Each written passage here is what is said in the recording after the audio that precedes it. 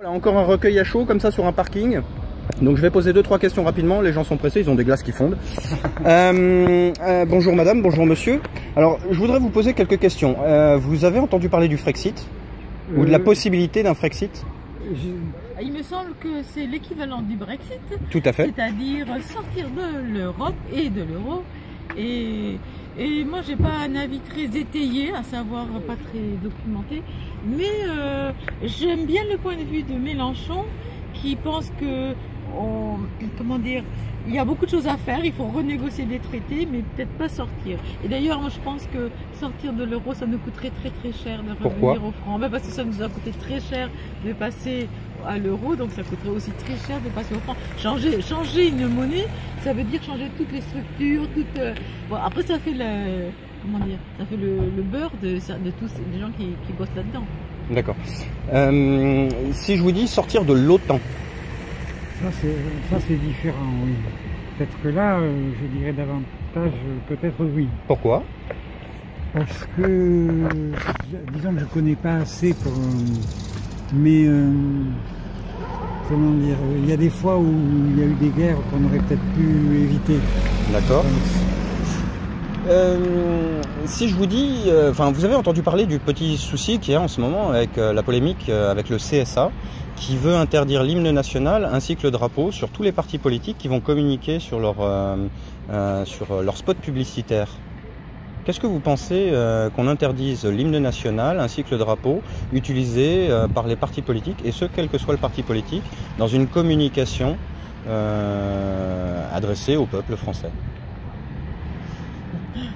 Vous n'étiez peut-être pas au courant? Non. Disons qu'on peut essayer de se faire une petite idée, même à froid. Alors, je vous dis, le CSA, en fait, a demandé à ce que les partis politiques n'utilisent ni l'hymne national ni le drapeau français, d'accord, pour leur communication télévisuelle. Ils ne laissent pas la liberté. Ils ne laissent pas la liberté, non. Ça vous évoque quoi? Ça m'évoque l'interdiction le combat pour la laïcité. Donc on enlève tous les signes, toutes les croyances, on écarte toutes nos croyances finalement, y compris l'hymne national, parce que c'est aussi une adhérence, une adhésion à une foi, à une certaine quelque chose qui est profond.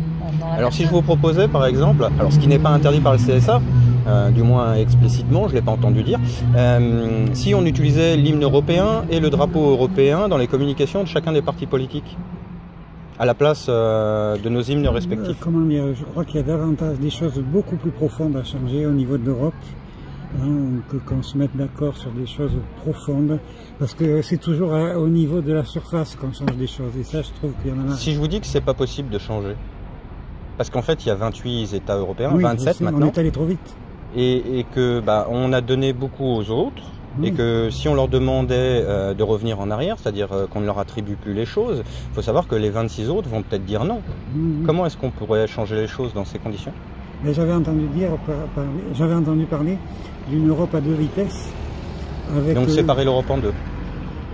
Pas vraiment séparée, mais bon, qu'il y ait une unité avec les pays qui sont quand même plus proches au niveau de vie, quoi. Bon, malheureusement, il n'y a plus l'Angleterre, mais l'Allemagne, la France, l'Espagne, l'Italie, par rapport aux petits pays de l'Est, je pense qu'on est allé beaucoup trop vite. D'accord. Si je vous dis qu'aujourd'hui, par exemple, la Guyane ne bénéficie pas des fonds nécessaires pour entretenir ou créer des écoles, mais qu'on envoie 300 millions d'euros, c'est-à-dire que la Guyane, il faudrait 500 millions d'euros, c'est ce qui leur avait été promis, mais par contre, on envoie 300 millions à la Hongrie ou à des pays en voie de développement européens, mais proches, pas en voie de développement, mais proches, on va dire, de l'ex-URSS. Ça vous semble normal? C'est vrai que je crois que la Guyane, si je ne me trompe, elle est française. Oui. Oui, donc ça rejoint un petit peu ce que je vous disais, que je trouve qu'on est allé trop vite, qu'il aurait fallu qu'il y ait quelque chose de plus stable au niveau... D'ailleurs, depuis longtemps, c'est quand même Allemagne-France qui lance beaucoup de choses, qui sont leaders. Donc, moi, ça revient un petit peu au même, c'est qu'on est allé trop vite. Maintenant, comme vous dites, revenir en arrière, pour certains, ce serait dur. Mais si je peux finir avec ce que je vous ai dit au début, pour moi... Juste un dernier petit truc, l'interdiction du purin d'ortie. et de la transmission du savoir, du savoir ancestral par des lois européennes qui privilégient les produits chimiques. Il y en a rien de problème de ça. Moi, je suis pour la permaculture, c'est-à-dire, comment dire, remettre l'équilibre dans la nature, parce que, comment dire, on tue la vie. Pour moi, les produits chimiques et tout ça, peu à peu, on tue la vie. Et comment dire, le respect de la vie est important.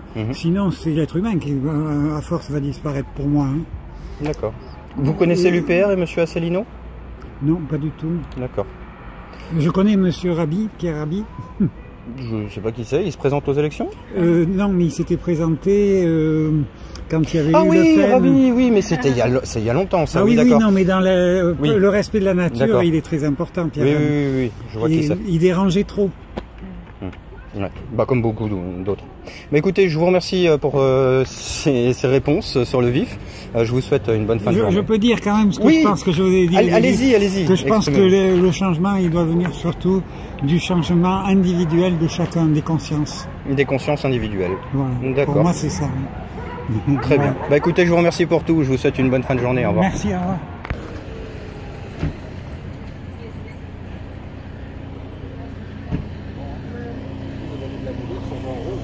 Excusez-moi. Bonjour, je sais que vous êtes certainement pressé. Je cherche à faire des petits enregistrements vocaux de la vie de personnes sur la possibilité d'un Frexit, sur la possibilité de sortir de l'OTAN, sur la possibilité de sortir d'un certain nombre de choses. Je m'aurais intéressé, mais très franchement, là, on est vraiment très pressé, on va devoir bouger. D'accord. Vraiment, ça m'aurait intéressé parce que vraiment, c'est un des sujets justement que j'ai bien parlé. C'est où, vous êtes dans le coin ou quoi? Non, en fait, je fais ça sur le vif comme ça, juste pour poser quelques questions. Savoir si les gens savent ce que c'est que le Frexit, s'ils font la différence entre l'Union Européenne et l'espace Schengen, notamment, ou ce genre de choses. Voilà. D'accord, je suis désolé, vraiment là on doit y aller. D'accord, très bien, merci. Bon, comme vous le constatez, c'est la merde. Hein. Donc voilà. Bonjour madame. Bonjour. Alors première question, est-ce que vous avez entendu parler d'une possibilité d'un Frexit? Non. Qu'est-ce que vous penseriez si la France devait sortir de l'Union européenne?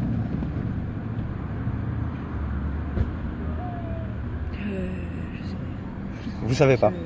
D'accord. Est-ce que vous faites la différence entre l'espace Schengen et l'Union européenne? Non, parce que je connais pas donc. D'accord. Quelles sont vos sources d'information? C'est-à-dire sur chaîne de télé, TF1, LCI, BFM, je sais pas. Ça m'arrive de regarder des informations. Oui, d'accord. Vous avez une chaîne favorite? Non. Ça serait quelle chaîne que vous regardez le plus? La 6. La 6, d'accord. Si je vous dis que la France sortirait de l'Europe, est-ce que ça vous inquiète? Non. Non. Si on revenait au franc? Ça serait bien. Ça serait bien. Si on quittait l'OTAN? L'OTAN. C'est une organisation qui a servi les intérêts européens et américains contre l'ex-URSS, donc contre le communisme, contre la progression du communisme en Europe, en fait. C'était une coalition de différents pays qui se sont alliés pour lutter, on va dire, contre l'expansion du communisme et du fascisme, en gros. D'accord. Aujourd'hui, grâce à l'OTAN, on est engagé dans 6 guerres à travers le monde. C'est-à-dire que quand les États-Unis décident de partir en guerre contre, par exemple, la Syrie, d'accord, l'OTAN, via l'OTAN, on est enjoint à aller partir en guerre avec les États-Unis où qu'ils aillent. Si on quittait l'OTAN, ça vous ferait peur, oui. Ça vous ferait peur? Un peu. D'accord. Pourquoi? La guerre et tout, ça fait peur. Ah. Bon, d'accord. Enfin, ceci dit, parce qu'on est dans l'OTAN, on est déjà engagé dans 6 guerres. Oui, c'est sûr. Bon. Illégales, qui plus est. Vous le savez?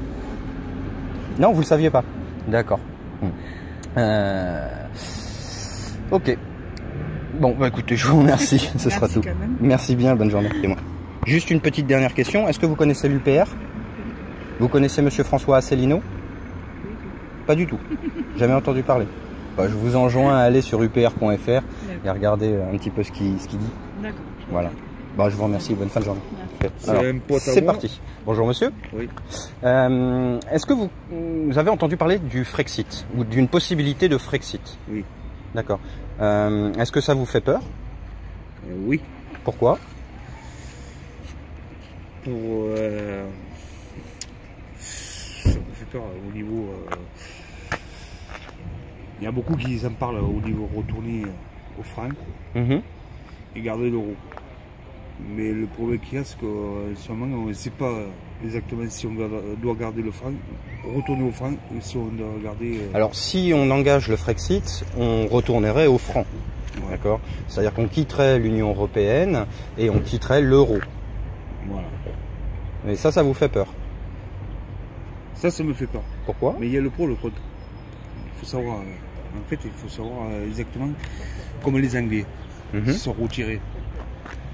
Mais est-ce que ça va donner bonne cause là-dessus? Ça, À je ne sais l'avenir. pas. En fait, Voilà. c'est la question que j'essaie de vous poser. Est-ce à que ça savoir va quel est donner votre bonne avis. cause? Ouais. Si on vote pour retourner sur le franc, est-ce que ça va donner bonne cause? Alors même moi, Vous connaissez l'OTAN? non, je suis pas trop dessus. D'accord. Est-ce que vous avez entendu parler de l'UPR et de monsieur François Asselineau? Non. Non. Non. Quelles sont les chaînes de télé que vous préférez regarder? En politique? Non, non, comme ça. Information? Information. Information, bien. Hein? Bien. Ouais. Quelle chaîne, pardon? Ben, bien fait. Bien, BFM? Ouais, Ah, BFM TV, d'accord. Ouais, bien fait. Et y en a-t-il d'autres? Après, non, je regarde pas. Après, Vous lisez des journaux? Non, je regarde le reportage, c'est tout. Les reportages? Ouais, mais D'accord. je suis un homme très Très. cool. Ah Tout ce qui est reportage. La 5, la 7, Arte. Si je vous dis qu'aujourd'hui, à cause de l'OTAN, on est engagé dans 6 guerres illégales, qu'est-ce que ça vous évoque?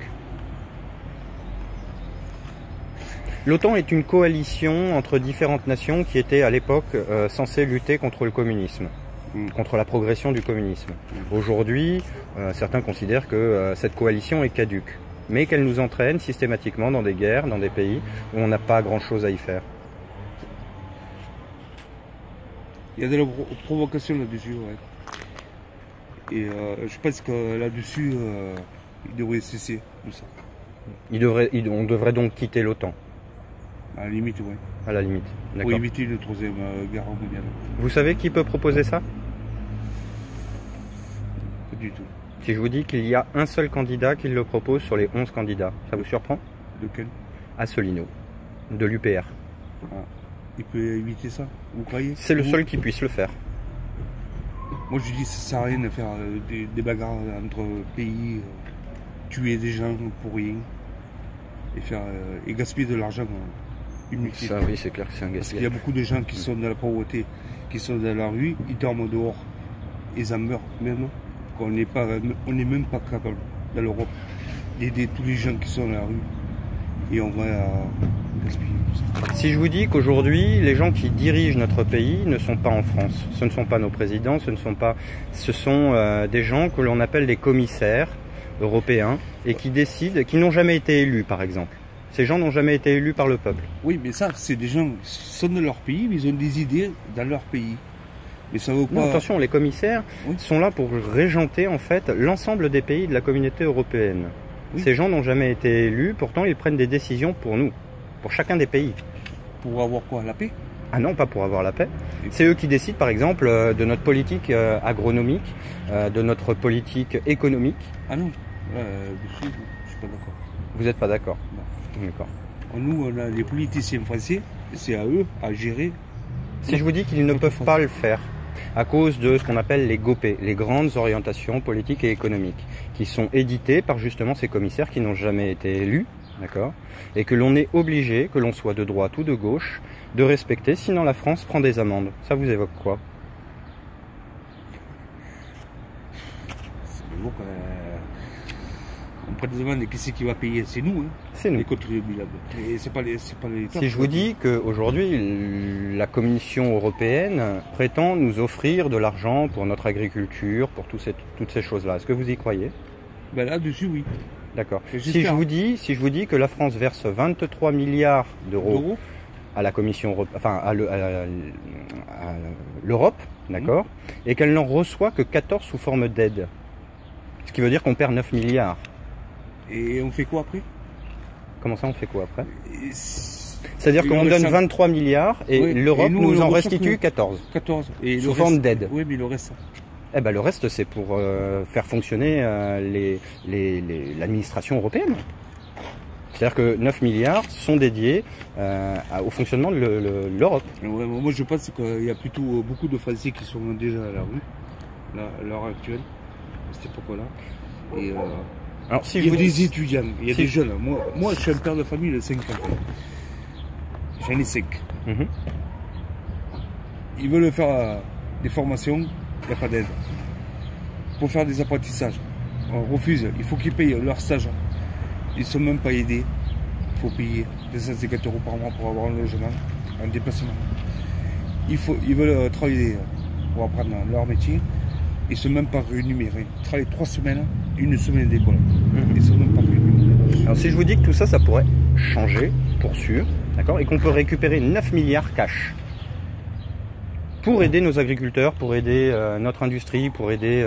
Ils vont les trouver où, ça? Justement, en quittant l'Union européenne. Puisqu'on en verse 23 et qu'on en récupère 14. On récupère 9 milliards. Ils sont cachés. Hein? Les 9 milliards, je ne sais pas où vous les trouvez. Hein. Ah bah moi je vous le dis, c'est ce qu'on donne. On donne 23 milliards et on en récupère 14. Donc du coup, si on ne les donne pas, les 23 milliards, et qu'on les garde pour nous, on économise 9 milliards. Cash. Ah oui. Ça vous plairait? Mais oui. Si je vous dis qu'il n'y a qu'une seule personne, encore une fois, qui le propose. Pour la population française. Oui, bien sûr, pour la population française, puisqu'on quitte l'Europe. On quitte l'Europe, on quitte l'euro. Donc là, c'est 9 milliards qu'on récupère d'emblée de jeu. Voilà. Mais pour aider les Français. Pour aider les Français, oui. Tout à fait. Je suis d'accord là-dessus. Si je vous dis qu'il n'y a qu'une seule personne qui le propose, qui s'appelle Monsieur François Asselineau. Je ne connais pas ce bonhomme, mais bon. Bah, je vous invite à aller voir sur Internet, si vous avez Internet, et d'aller voir sur upr.fr. Mon frère est là. Eh ben, demandez à votre frère d'aller voir sur upr.fr. Vous verrez qu'il y a énormément de propositions, et écoutez bien ce que ce monsieur a à vous dire, parce que c'est le seul aujourd'hui qui fasse réellement de la politique. D'accord ? Vous pensez quoi des personnes qui se présentent ? Macron, par exemple. Macron.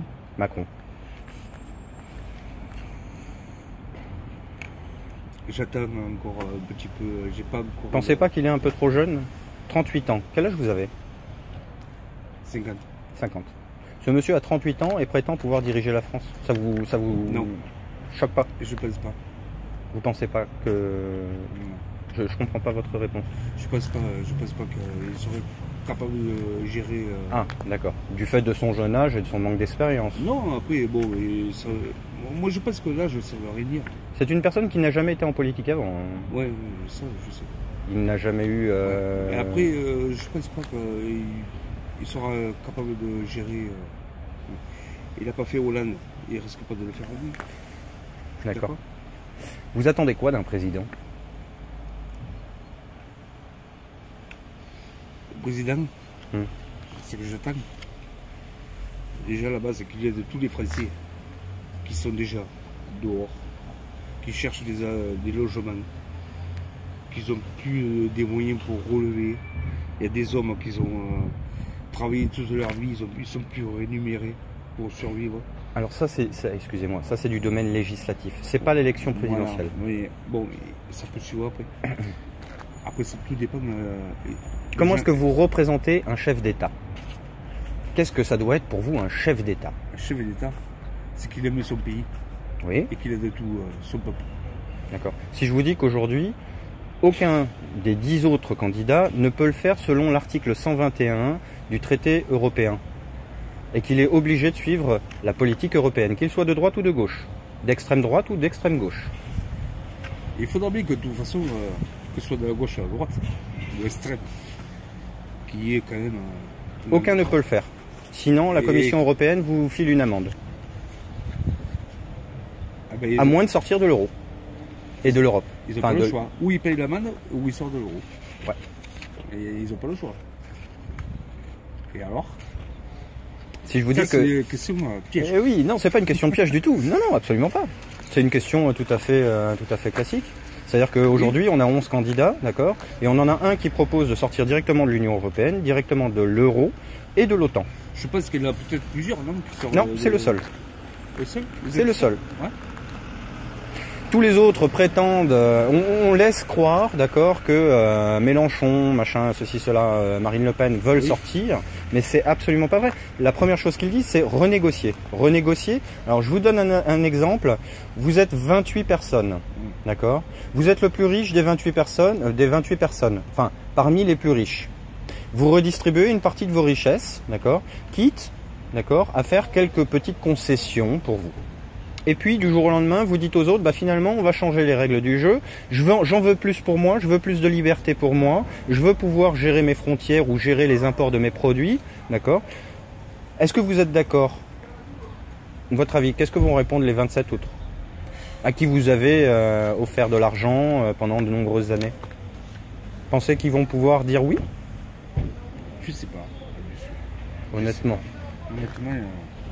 Très bien, vous faites partie des pays qui bénéficient de ces aides. Moi, j'ai toujours travaillé dans ma vie. J'étais au chômage, j'ai retrouvé le travail.